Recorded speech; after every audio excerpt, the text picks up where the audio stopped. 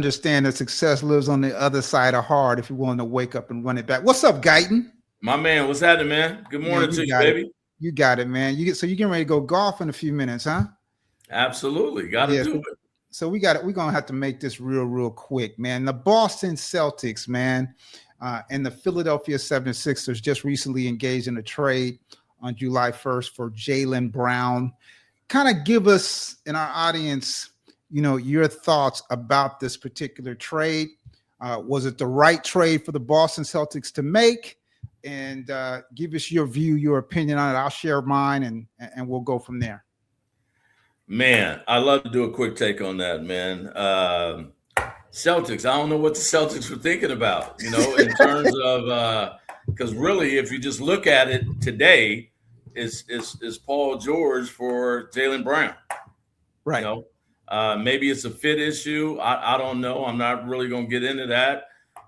Maybe it's about the draft choice, but if I'm Tatum, I'm not happy about it because that draft choice isn't going to help me win a championship now. For Philly, I love the move for Philly, man. I think Joel Embiid has been historically hurt. Typically, they take a lot of L's when he's out of the lineup, rightfully so, being one of the most dominant bigs in the game. But they didn't have a lot of folks that can get a lot of buckets. I think that, and this is going back over the years, with Edgecombe coming in last year, showing that he can drop 35 on a dime. Maxey has shown that over the last couple of years since he's been in the league, showing that he could drop 35 and Jaylen Brown can drop 35. So quite frankly, Embiid doesn't have to play, 60 or 70 games in order for them to be successful. And most importantly, get a lower seed in the playoffs. So from Philly, I like it. I think it's a good fit. I don't think it's a duplication in positions. I don't think it's a duplication in style of play. And he plays D. So I like it. So you mentioned earlier when you kind of started your discussion on it, you don't know if it was the right fit or whatever. So I'm assuming when you say the fit, you're talking about Jaylen and Boston. So, pull back the covers on that a little bit and share what you mean by fit. Well, on that squad, they both needed the ball, right? I mean, they both pound the ball. There's a bunch of ISO stuff. And when I say fit, Boston shoots a lot of threes. Mm-hmm. I mean, they it's a lot of catch and shoot. And Jaylen is really not a catch and shoot guy. When you think of Jaylen Brown, you don't think catch and shoot. Right. A lot of those other guys on that squad is catch and shoot. So when they look at the analytics that they look at, statistically, they may say that White is more efficient and effective in their offense because he's a better catch and shooter than Jaylen Brown. Okay. Right. So when I say fit, it's basically based off of their style of play. Right. So you think the analytics justifies the move? No, I'm not saying that. I don't think anything justifies the move. Okay. I don't think anything to me, even if it was a locker room problem or Jaylen was unhappy, I think you make him happy by just opening up your checkbook, right? Mm-hmm. I think he had an expiring contract that was 2 years remaining on that contract. Yeah, just extend that another 2 years and be like, hey, bro, yes, we did put your name out there trying to get Giannis. It didn't work out. We happy to have you. We didn't get Giannis, whatever it is. But here's some more money, man. Let's be good. Yeah. I don't know. Yeah. So this is a bonehead trade. Mm-hmm. I mean, probably one of the worst trades, in the last maybe 10 years, right? And some of the other trades that you and I have talked about behind the scenes, but this is one of the worst trades in the last 10 years. Essentially, I agree with you. You give away Jaylen Brown for Paul George. I think you got 2 first-round picks. They got 2 first-round picks in 28 and 31, and then they got 2 second-round picks in 28 and 2030. it's just not worth it. So if you're about winning and winning a championship, there's no way you allow somebody to walk in this room, in the executive room, and present this idea of making this move. If you're about winning, that person doesn't make it out of the room alive, whoever made that suggestion. So this is just a crazy move to me. And it's another example of a level of mismanagement, a level of arrogance, a level of ego by a management team that got involved in you making a decision. So emotions got in way of making this decision. And when you come from a franchise such as the Boston Celtics, where they got 16, 17 NBA championships, I think it's them and the Lakers with the most wins. It's about winning championships. And there's no way you can tell me by making this move that you put the Boston Celtics in a position to be able to win championships this upcoming season.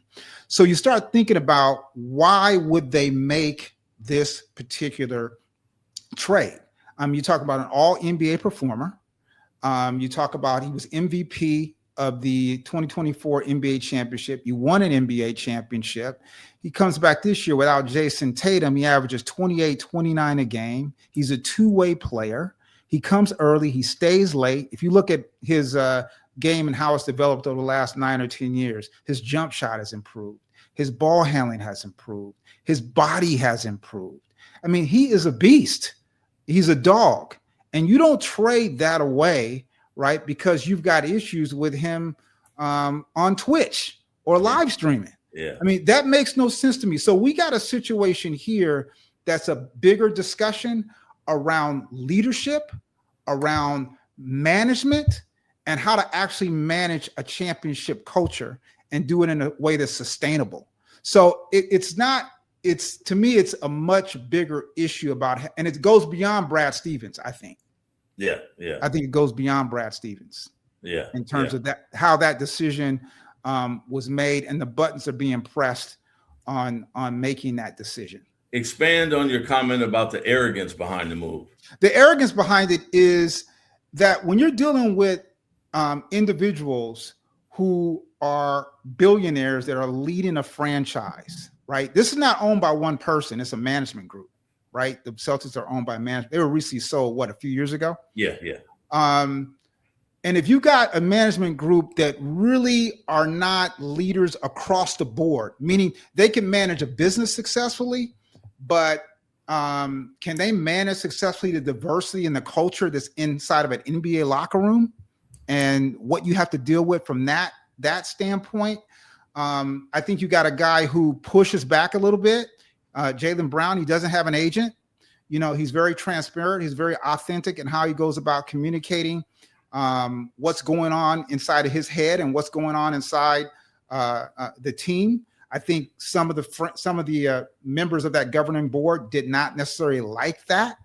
Yeah. And you already paid him in 2023 $285 million, is the richest contract at that particular time of any NBA player. So now you make the decision, look, man, if he ain't gonna do what I want him to do, then I'm just gonna make the move and get rid of him. That's ego, right? Yeah. And when you're managing, you manage a team, you got your own business, you also run. I mean, you got to be able to conflict resolution. You got to be able to manage that. Right. And so this was a complete mismanagement of talent. And you traded him in the conference, in the division, Conference, but the division. Come on, man. What are you doing?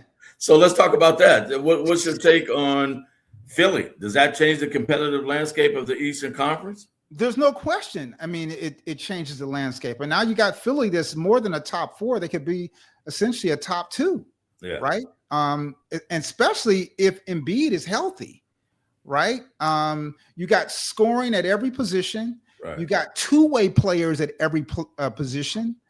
You got dogs at a 4 out of 5 position. Yeah. With Maxey and with Edgecombe, and now with Jaylen Brown, and now with Embiid.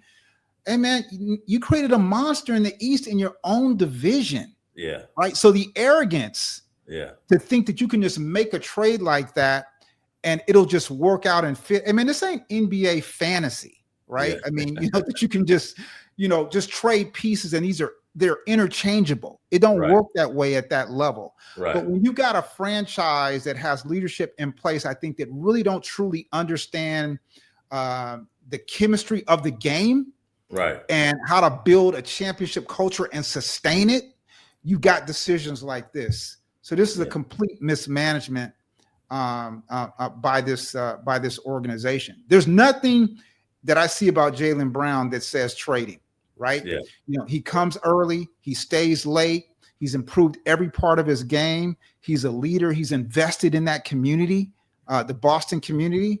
You don't make a trade like that. You figure out a way how to work around it, right? And how to manage it effectively. So you keep that asset, and you keep, the city of Boston and the Celtics in the best position to win an NBA championship. I mean, what are we doing? What do you think that Tatum had anything to do with it? Because what speaks loud is his silence. He hasn't come on record to say he supported it or was upset about it. Arrogant leadership don't want your input anyway. There you go. You got ego and you got arrogance involved. Right. And they're not listening to Jason Tatum. They're not listening to Missoula. They feel like they got all the answers in that boardroom. When you let it leak out that the analytics say that in reality, what's the player from Boston? Analytics, they said that this player, Derek White. Analytics, they're saying that, hey, anyway, it's analytically says that he's a better player and a better fit for the Celtics anyway. Are you serious? Yeah. Right. So you let that leak out. So you're trying to shape a narrative that justifies your decision. Right. So it's not the fact that, hey, you're looking at the data, you're looking at the trends, and it leads us this way. It's, hey, my view is we need to make a move here. Let's get the data to support that move. Yeah. And see, that's a level of arrogance and ego involved in making that decision. And they're going to pay for it. They're going to pay I think it was a quick hot take, but at the same time, I think you teed up another hot take, and that's for us to talk about NBA executive leadership and management and the decisions that they make today compared to the decisions that were being made in the 80s, 90s, and early 2000s, because things are different. Yeah, let's tee it up. I think there's right now a major gap in GM leadership with probably 25-30% of the franchises. So I think that's a good idea, Guyton. We'll tee that up as a bigger discussion around the business of sports, but also leadership and how you manage a championship culture, how you develop one. All right, man, go ahead, man. Hit it straight today, man. Man, it's done.